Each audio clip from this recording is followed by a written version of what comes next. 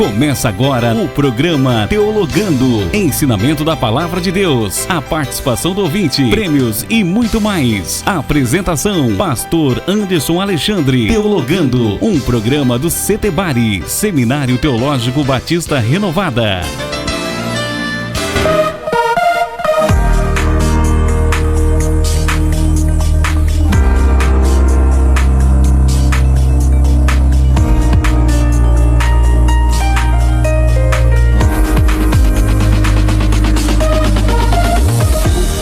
Olá, seja muito bem-vindo, seja muito bem-vinda ao programa Teologando.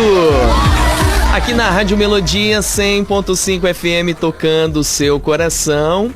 Você está ligadinho, ligadinha no programa Teologando, que tem como oferecimento Setebari, Seminário Teológico Batista Renovada, educação teológica com excelência.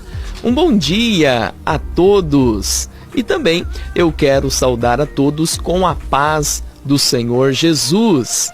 Hoje o nosso tema está imperdível. Nós falaremos a respeito os conselhos aos novos obreiros. Os conselhos aos novos obreiros. E para falar a respeito desse tema, o nosso convidado especial é o professor Sandro Martins, que é pastor auxiliar na Igreja Batista Renovada, que é liderada pelo nosso pastor, apóstolo Celso Santos, e tem uma vasta experiência, há mais de 20 anos, trabalhando com os obreiros, na organização e no desenvolvimento da igreja local. Daqui a pouquinho, o professor Sandro Martins falará a respeito dessa temática, conselhos aos novos obreiros. Professor Sandro Martins, que alegria, que honra e que privilégio é tê-lo conosco hoje no programa Teologando. Seja muito bem-vindo, professor Sandro Martins. Bom dia, pastor Anderson, bom dia, Melodia FM, todos os ouvintes, bom dia, Newton Fagner. É um prazer estar aqui no programa Teologando e com um tema tão abençoado, né? Conselho aos novos obreiros. Obrigado pelo convite e no decorrer aqui nós vamos estar discorrendo aí tudo que tem o ensinamento, né? À luz da Bíblia. Paulo tem nos ensinado até a carta de Timóteo, quando ele instrui, né, Timóteo como obreiro e o crescimento da obra de Deus. Tem uma vasta ensinamento de Paulo, as cartas paulinas aqui. E um prazer, obrigado, pastor Anderson. Essa manhã nós vamos estar junto aqui. O professor Sandro Martins é formado em teologia, gestão pública, está agora se formando também em direito. E o professor Sandro Martins tem quantos anos como obreiro na igreja local? Interessante, pastor Anderson, que na obra de Deus aqui com o apóstolo, nós já estamos, a igreja fez 27 anos, eu completei também 26 anos, né? Então a igreja era novinha, tinha um ano de igreja quando nós viemos. E o desejo, é claro, aquela chamada, né? É ser um obreiro, e começamos assim como um cooperador na época. Isso já faz 25 anos que nós iniciamos ajudando a servir e começamos como cooperador, depois a diácono, nos levaram ao diaconato, depois como evangelista. E em 2008, né, tive a graça do apóstolo me chamar e me ungir a pastor auxiliar e estar ali assessorando, porque as etapas nas nossas vidas, né? E nessa etapa, nessa junção de estar fazendo a obra, né? Até pela Bíblia, quando Jesus disse, né? O zelo por essa obra nos consome. Então, dessa maneira nós conseguimos ir crescendo de degrau em degrau. E graças a Deus, em 2008, fui ungido a pastor, um pastor auxiliar, né? Cooperando com o apóstolo e servindo ele e a igreja juntamente, viu, pastor Anderson? Olha só que bacana, querido ouvinte, o professor Sandro Martins, além de ser gabaritado em suas respectivas formações acadêmicas, ele também tem uma vasta experiência, há mais de 25 anos como membro de uma igreja local e também como um obreiro da casa do Senhor. Hoje nós estamos com a temática Os Conselhos aos Novos Obreiros. E o professor Sandro Martins falará a respeito desse tema. Já quero aproveitar o nosso tempo, perguntar para o professor Sandro Martins a respeito do cooperador. O que a Bíblia diz? É necessário ter um período como cooperador e só depois ser ungido ao diaconato? O que a Bíblia comenta a respeito do cooperador numa visão bíblica e numa visão prática? O cooperador, ele faz o quê? É importante passar por um período enquanto cooperador e depois então tomar a decisão e aceitar a unção como diácono? Professor Sandro, o que nós podemos entender a respeito do cooperador? Legal, pastor Anderson. E Paulo dá um respaldo, é o único respaldo que nós temos na Bíblia, mas em 1 Timóteo, capítulo 3 e o verso 10, Paulo diz algo aqui interessante. E também estes estejam primeiro provados, depois sirvam, se forem irrepreensíveis. Então o Paulo dá um respaldo. Antes de ser um diácono, servir, ele precisa passar por um teste de aprovação. Ver se é uma pessoa dada a pouco vinho, não espancador, não cobiçoso, de torpe ganância, como ele diz no início do capítulo 3 de 1 Timóteo, mas moderado, não contencioso, não avarento.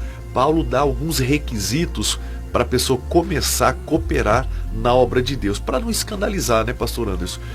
Talvez as pessoas, por amizade, por ser queridinho de um ou de outro, falar, eu vou colocar você lá, dar um tapinha nas costas, e começa a colocar a pessoa, mas ela não teve um preparo, não teve uma lição, ele não aprendeu a servir.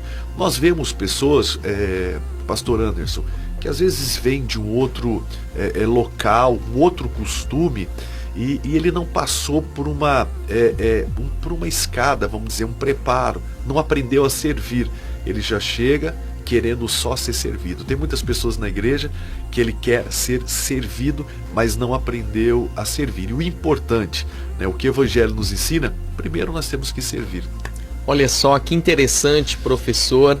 Nós entendemos que na obra de Deus tem uma hierarquia. A pessoa vai ser cooperadora, depois vai ser diácono.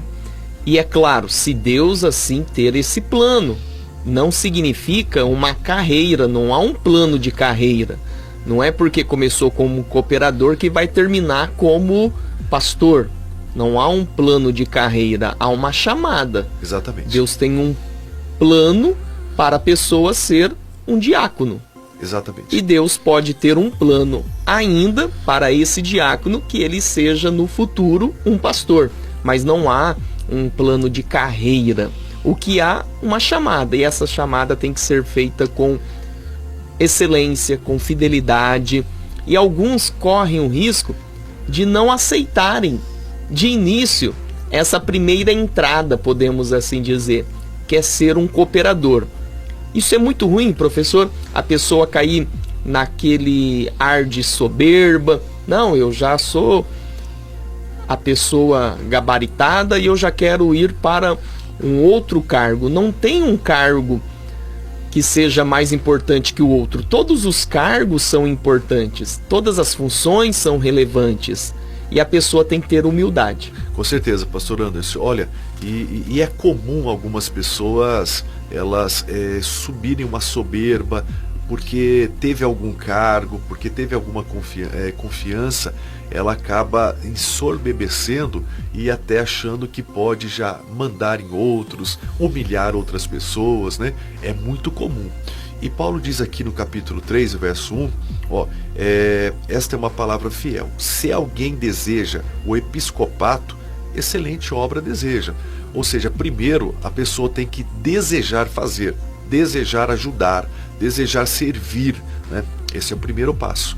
Porque ninguém é obrigado, né? As pessoas, a maioria vem para a igreja para adorar a Deus como membro, né? E algumas pessoas querem servir e ajudar a servir. Olha, eu estou aqui e sou tão grato, eu tenho um amor por essa obra tão grande que eu escolho o episcopato, eu quero servir, eu quero ser um obreiro da casa de Deus. É o primeiro passo, né, pastor? E depois vai iniciar por esses degraus, assim dizendo, para nós compreendermos melhor. Existem etapas na nossa vida, né?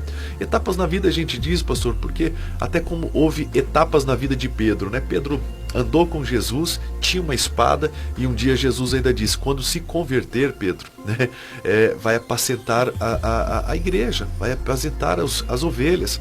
Então existe uma conversão aí também.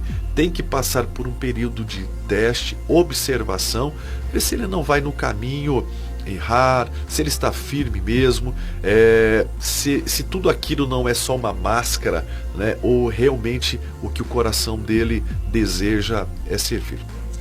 Professor, também quero lhe perguntar sobre o diaconato. A Bíblia diz o que a respeito das qualificações do diácono? E também, com a sua vasta experiência, mais de 2 décadas, trabalhando na igreja local diretamente com os diáconos, na liderança e na organização dos obreiros durante esse período em que o pastor e professor Sandro Martins serve na Igreja Batista Renovada, o que você pode também falar para os nossos ouvintes, além do conteúdo bíblico, algumas diretrizes práticas, como esse diácono deve se comportar, o que ele deve fazer, o que ele não deve fazer? Por favor, fique à vontade para falar a respeito desse tema, diaconato. Pastor Anderson, interessante assim, qual é a diferença do cooperador e o diácono, né? Na verdade, a única diferença é que o cooperador está iniciando, está em observação, mas ele vai fazer as mesmas coisas que um diácono, vai servir da mesma maneira que o diácono. E Paulo fala aqui, no capítulo 3 de 1 Timóteo, no verso 8, da mesma sorte os diáconos sejam honestos, não de língua dobre, não dados a vinho, não cobiçosos, de torpe gananciosa, guardando o ministério na fé e uma pura consciência. Paulo dá alguns requisitos. Olha, então ele tem que ter alguns requisitos. Não pode servir a casa de Deus de qualquer maneira. Não pode ser qualquer um que vai servir a casa de Deus. Tem que estar preparado, tem que ter postura, tem que ser homem de uma só mulher, como a Bíblia diz. E Paulo diz em 2 vezes aqui, no início do capítulo 3 e também lá no verso 12, né? Então Paulo ele destaca bastante as qualidades de um diácono. Eu até costumo dizer que os diáconos fazem tudo na casa de Deus para acontecer. Quando o líder vai ministrar a palavra, quando o pastor, né, o líder da igreja, ele vai ministrar o que a Bíblia diz, o anjo da igreja, tudo já está preparado, porque ali tem uma equipe de pessoas que já arrumaram as cadeiras, limparam o banheiro, limparam o chão, deixaram tudo organizado, porque vai o ministério de louvor, os pastores que ali vão estar auxiliares, e cada um tem a sua função. Na hora da coleta das ofertas, no dia da Santa Ceia vai servir também as pessoas. Então todo esse preparo, e é claro que são pessoas qualificadas, estão ali porque passou por um período de qualificação, né? Observação. Ninguém é obrigado, porém ele desejou servir, e para ser aprovado, né? Porque Paulo diz, existe o obreiro, né? Em 2 Timóteo 2,15, o obreiro para ser aprovado. Então, se tem um aprovado, tem também o reprovado, né, pastor? Então, verdade. Todos vão ser aprovados? Não.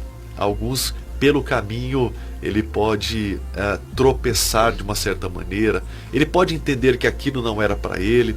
Esses dias tivemos um exemplo de algo que aconteceu, e a irmã foi lá e limpou aquela sujeira, né, feita de uma certa pessoa que estava passando mal. E é claro que o cheiro nos corredores ali foi bem intenso, e a obreira com intensidade, né? Os obreiros que assessoraram ali, os diáconos que estavam ali, assessoraram de uma tal maneira que a gente viu que aquela obreira estava aprovada, né? Ela não cogitou em limpar aquele problema que a pessoa teve próximo ao banheiro, do lado de fora, né? Então, algumas coisas acontecem na igreja, e nesse momento que a gente vê quando o obreiro realmente ama a obra de Deus, sem estar olhando os acontecimentos, e o cuidado que tem pela liderança, pela igreja, pelos membros, né? Desde quando o membro chega até o momento que ele vai embora. Se a igreja está bem fresquinha, se a pessoa está bem acomodada, se o banheiro está limpo, né? E com frequência os obreiros vão lá e limpam, porque eles usam, acabam sujando, e a igreja tem que estar ali bem sempre limpinha, cuidada, e as pessoas atentas para ver o que está acontecendo ali na obra de Deus. Newton Fagner, vamos aproveitar o nosso tempo. Já vou perguntar para o professor Sandro Martins a seguinte pergunta: professor, e o que nós podemos entender a respeito das missionárias, missionários, presbíteros e evangelistas? A Bíblia diz algo sobre, e quais são os conselhos práticos que você dá para esses obreiros, de missionárias a evangelistas? Isso, como nós dizíamos aqui, pastor Anderson, tudo é uma escada, né? Deus tem sempre um crescimento para a obra, para cada obreiro. Ele começa como cooperador, diácono, e depois ele passa por um processo, porque Paulo diz tem que crescer no espiritual e na palavra, né? Então, conforme a pessoa vai crescendo no espírito, crescendo na instrução também da palavra, porque um diácono ou um cooperador, ele tem que ter sempre, como Paulo diz, uma palavra de esperança para alguém. Tem que ser capacitado, né? E esse crescimento faz com que a pessoa também cresça nas suas funções na obra de Deus. Lá Paulo fala, lá em Atos capítulo 20 e o verso 17, onde Paulo se encontra com anciões da igreja de Éfeso, né? Então, de Mileto, mandou a Éfeso chamar os anciões da igreja. E Paulo começa a relatar as suas funções, e neste texto a gente compreende sobre os anciões, sobre os obreiros, missionários, presbíteros, evangelistas, o crescimento da obra e da função. E Paulo diz algo interessante lá em Atos capítulo 20, verso 22, quando ele relata a função, a obra de Deus e o que Deus tem dito, a função daqueles obreiros que se destacam, que crescem como missionários, evangelistas. E Paulo diz agora, e agora eis que, ligado pelo Espírito, vou para Jerusalém, não sabendo o que lá me há de acontecer, senão o que o Espírito Santo de cidade em cidade me revela, dizendo que me esperam prisões e tribulações. Mas em nada tenho a minha vida por preciosa. Eu quero destacar esse versículo 24. Mas em nada tenho a minha vida por preciosa, contando que se cumpra com alegria a minha carreira e o ministério que recebi do Senhor Jesus, para dar testemunho do Evangelho da graça de Deus. É interessante quando a pessoa cresce na obra, mas alguns, pastor Anderson, professor Anderson, reitor, pastor Anderson, se destaca na obra de Deus e se coloca na função de soberba e coloca a vida dele como preciosa, né? Não, eu não vou, porque se eu for, eu não gosto do ambiente, eu não gosto do jeito, não sei se vou dormir bem, se eu vou comer bem, não sei como vai ser. E Paulo disse, olha, eu não tenho a minha vida por preciosa, contando que se cumpra o ministério de Jesus Cristo em minha vida. Fazer a obra, pastor, significa também algumas situações, e nem todos os momentos são cômodos. Como Jesus disse lá para os seus discípulos: olha, vocês querem me acompanhar? Eu não tenho onde reclinar a minha cabeça, né? Eu não sei como vai ser. Não que ele não tinha a casa dele, o lugar dele, mas o que ele quis dizer? Olha, nós vamos sair fazendo a obra, eu não sei como vai ser. Eu não sei se nós vamos dormir bem, se nós vamos ter um lugar para dormir, uma casa no relento, ou vamos dormir. Não sei se vai ter dia que a gente vai conseguir comer ou não. Querem me seguir? Não. Então, alguns colocam à frente a sua vida como preciosa. E Paulo nos instrui que não ter a vida por preciosa. Porque tem momentos que a pessoa vai dormir ser honrada, mas vai ter momentos que não. Vai ter momentos que vai desejar não ser muito, se eu posso usar uma expressão aqui, pastor, antes me permita, ser muito loucinha, né? Então, a obra de Deus, ela não requer a pessoa ser um tanto quanto ter a sua vida por preciosa. Requer um tanto quanto saber que Deus é fiel e sempre vai estar pelejando, abrindo as portas e honrando o servo dele de toda. Paulo disse assim: passei aflições, perseguições, açoites e prisões, mas de todas elas Deus me deu vitória. Momentos difíceis teremos, ciladas teremos, aflições, perseguições, mas de todas elas Deus nos dá vitória, pastor Anderson. Professor Sandro Martins, também quero lhe perguntar sobre o pastorado, o pastor titular, o pastor auxiliar. O professor Sandro Martins é pastor auxiliar e tem exercido com excelência essa função. Em nenhum momento você vê no professor Sandro Martins uma tentativa de usurpar a sua posição, de tomar o lugar do pastor titular. Nenhum momento vê na ação ministerial do professor Sandro Martins uma atitude como de Absalão, tentar derrubar Davi para pegar a posição do rei Davi. Nenhum momento você vê sempre o professor Sandro Martins honrando, sempre servindo e com um coração servo e reconhecendo os seus limites.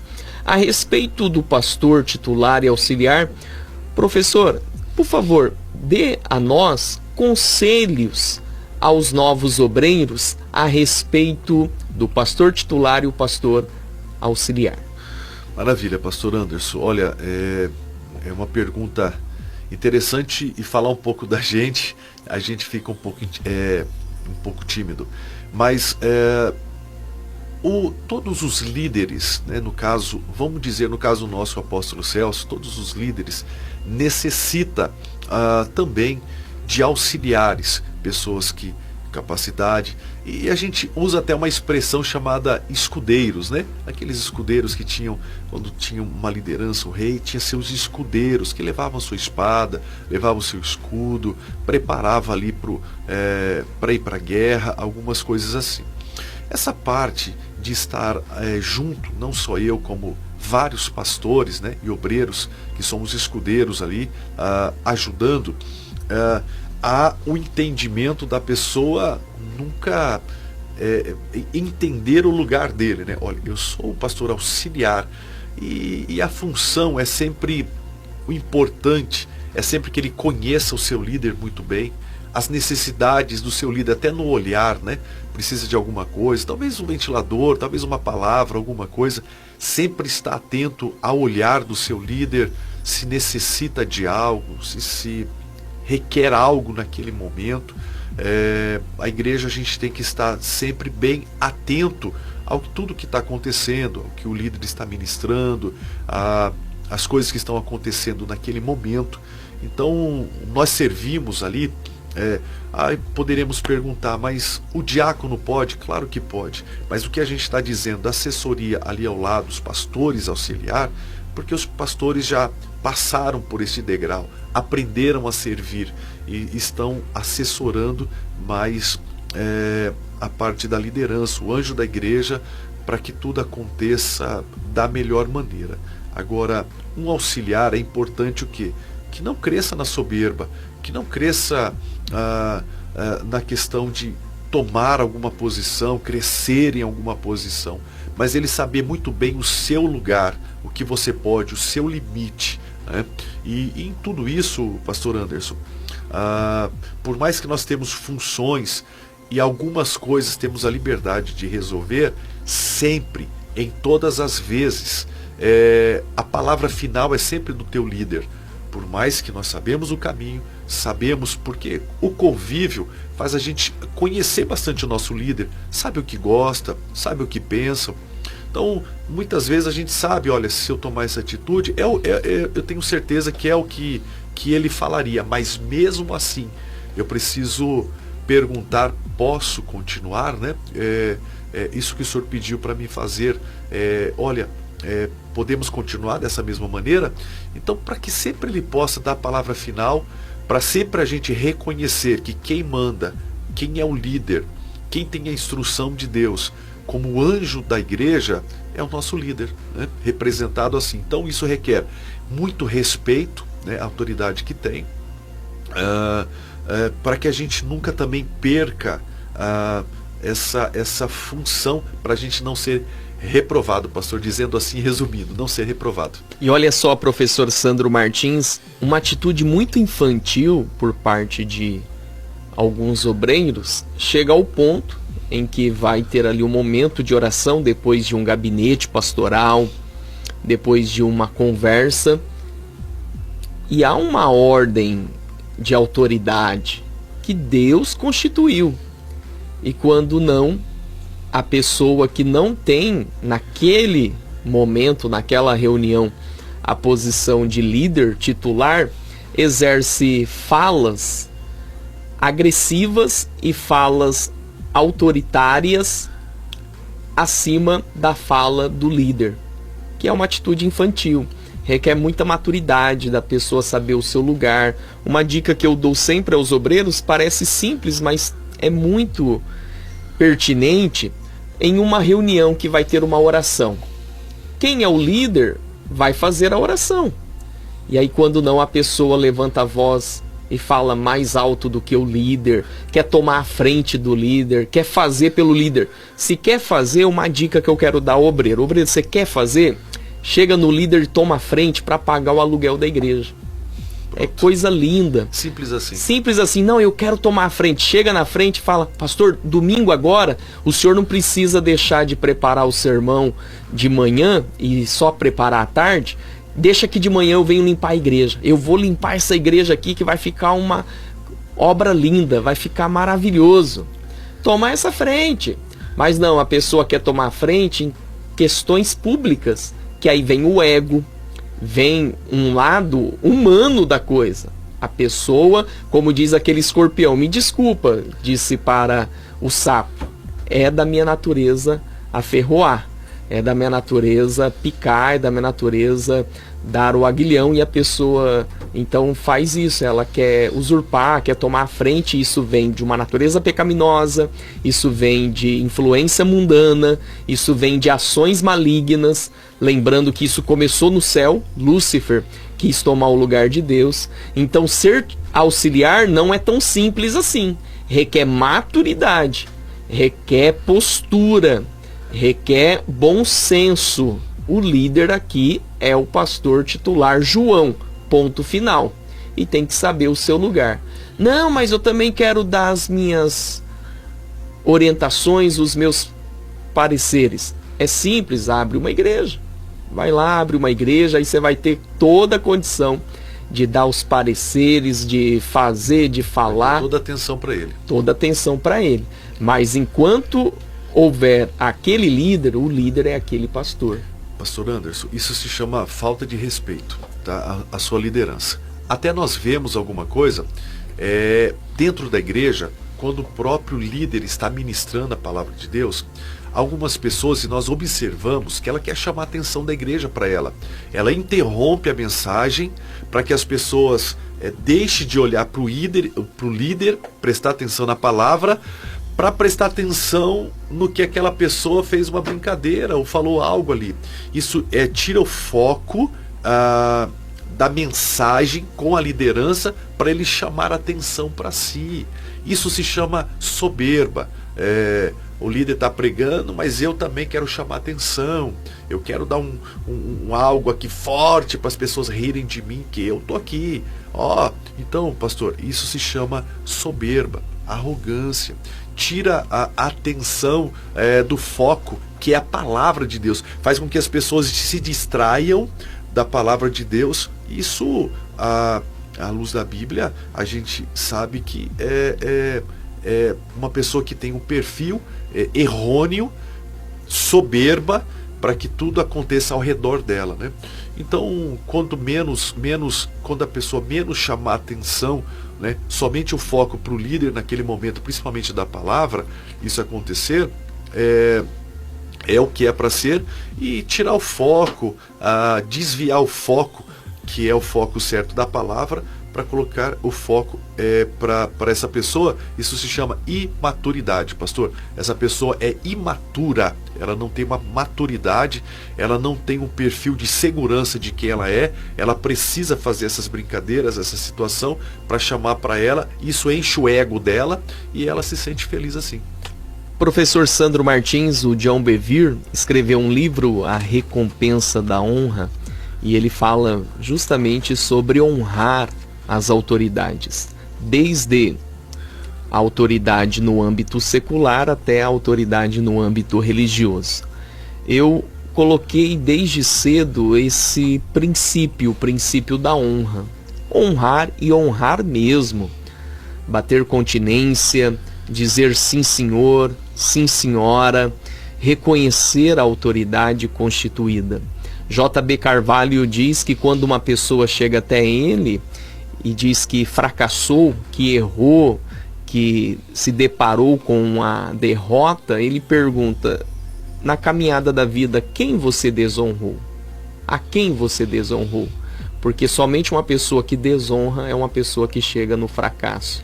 Quem honra os seus líderes, as suas autoridades constituídas, essa pessoa dará certo na vida, porque esses líderes vão impulsionar essas pessoas. É forte, pastor. Professor Sandro Martins. Obrigado, pastor Anderson, pastor, reitor, professor do CETEBARE. Um grande abraço, obrigado pela oportunidade neste momento aqui de teologando com Deus. Espero ter conseguido expressar e nossos ouvintes terem entendido. Um abraço a todos os ouvintes e Deus abençoe. Até mais, com a graça de Deus. Você acabou de ouvir o programa Teologando.